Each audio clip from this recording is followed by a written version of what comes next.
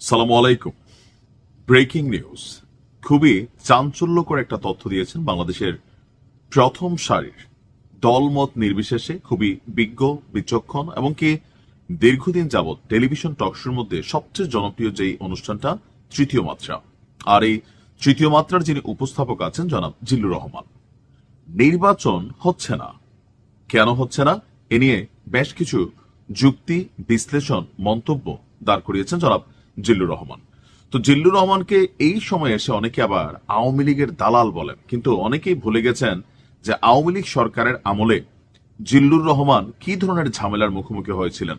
আমি নিজে জিল্লুর রহমানের পক্ষে দুইটা ভিডিও করেছিলাম যে ওনার বাড়িতে যখন পুলিশি অভিযান ছিল, ওনার বিরুদ্ধে যখন অভিযান ছিল, যে তৎকালীন প্রেক্ষাপটে তিনি যে কথাগুলো বলতেন এগুলো বিএনপি এবং জামাতের পক্ষে যেত। আবার আজকে যখন তিনি কথা বলছেন মনে করা হচ্ছে এটা আওয়ামী লীগের পক্ষে যাচ্ছে। তো যখন আপনি নিরপেক্ষ কথা বলবেন হয় কি যে একমুখী কথা তো হয় না, যে স্পেসিফিক কোনো দলকে সার্ভিস করতে গেলে তখন সেই দলের একটা ভক্ত অটো কানেক্ট হয়। বাট যখন আপনি নিরপেক্ষ কথা বলবেন, কখনো আওয়ামী লীগ আপনাকে দুশ্মন মনে করবে, কখনো বিএনপি, কখনো জামাত ইসলাম। এখন সরকার, বর্তমান সরকারও অনেকভাবে জনাব জিল্লুর রহমানকেও আসলে হয়তোবা মনে করছে তিনি এই কথাগুলো কেন বলছেন, যেখানে আমরা দেখছি সরকার স্পষ্ট ঘোষণা করে দিয়েছে যে নির্বাচন ফেব্রুয়ারির 15 তারিখের আগেই হবে, আর তফসিল ঘোষণা হয়ে যাবে ডিসেম্বরের দ্বিতীয় সপ্তাহে। কিন্তু জিল্লুর রহমান তিনি বলছেন ভিন্ন কথা। তিনি বলছেন যে ফেব্রুয়ারি মাসে বর্তমান সরকারের অধীনে, অর্থাৎ ডক্টর ইউনূসের অধীনে তিনি কোনো নির্বাচন দেখেন না। তিনি বলেন যে আমি আবারও আমার কথার পুনরাবৃত্তি করছি, আমি বরাবরই বলে আসছি যদি কোনো নির্বাচন হয়ও তাহলে সেটি একটি ফার্সিক্যাল ইলেকশন হবে, অর্থাৎ 2014, 18 বা 24 কিংবা আরো পিছনে গেলে 1996 যেটা বিএনপির আমলে হয়েছে, আর 14, 18, 24 যেটা আওয়ামী লীগের আমলে হয়েছে, অথবা 1986, 88 যেটা এরশাদের আমলে হয়েছে, ওই রকমের একটা নির্বাচন হবে। এবং আদতে আমি এখন আর কোন নির্বাচন দেখি না। এখন ওই নির্বাচনগুলোর তাৎপর্য কি? আওয়ামী লীগেরটা তো দেখছেনি, কেউ বলার চেষ্টা করেছেন রাতের ভোট, তারপর ফাইনালি তো আমরা দেখলাম 24-এ আমি ডামি, 96-তে বিএনপি আমরা একটা নির্বাচন দিয়েছিল। তো সবকিছু মিলিয়ে যে নির্বাচনগুলোর কথা তিনি মেনশন করেছেন প্রত্যেকটাই একটা সাজানো নির্বাচনী নাটক ছিল, যেখানে আসলে ইনক্লুসিভ ইলেকশন যেটা আমরা দেখতে চাই, মানে এই সময়গুলো বাদ দিয়ে বাকি যে নির্বাচনগুলো হয়েছে তত্ত্বাবধায়ক সরকারের অধীনে মোটামুটি প্রশ্নবিদ্ধ ছিল না। তো ওই রকম একটা সুন্দর নির্বাচন জনাব জিল্লুর রহমান এবারও দেখতে পান না। আর ওই ইলেকশনগুলোকে বলা হয়ে থাকে মেকানিজম, অর্থাৎ একটা ভোট হচ্ছে জাতির মধ্যে, রাষ্ট্র টাকা পয়সা খরচ করতেছে, কিন্তু জনগণ যা করতে চাচ্ছে বা জনগণ যে ভোটটা দিতে চাচ্ছে প্রত্যেকের পছন্দ অনুযায়ী সেটা ছিল না। তো জিল্লুর রহমান বলছেন যে অনেকেই অবাক হতে পারেন যে কেন আসলে আমি নির্বাচন দেখছি না। যারা অবাক হন আমি তাদের কাছে পাল্টা প্রশ্ন ছুড়তে চাই, কেন আপনি নির্বাচন দেখেন? কোন বিবেচনায় দেখেন?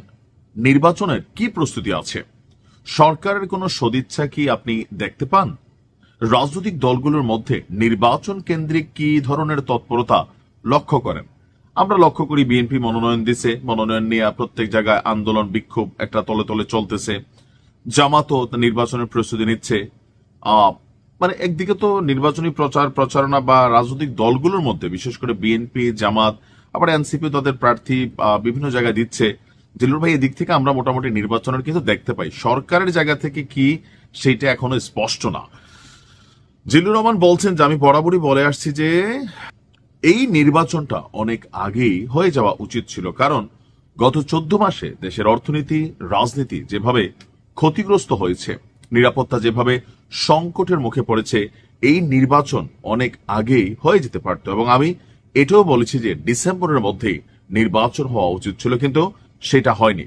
আর বিএনপিও নির্বাচনের জন্য সরকারকে তেমন চাপ দেয়নি।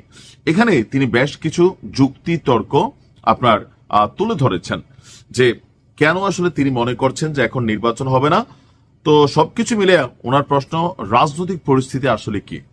জিল্লুর রহমান মনে করেন রাজনৈতিক পরিস্থিতি আসলে বিএনপি এবং তারেক রহমানের অনুকূলে নেই। কিছুটা কিন্তু সত্য, কারণ এই যে তারেক রহমান দেশে আসছেন না, এখানে অনেক আলোচনা সমালোচনা বা কোথাও থেকে তো একটা অদৃশ্য শক্তির অবস্থান সামনে চলে এসেছে।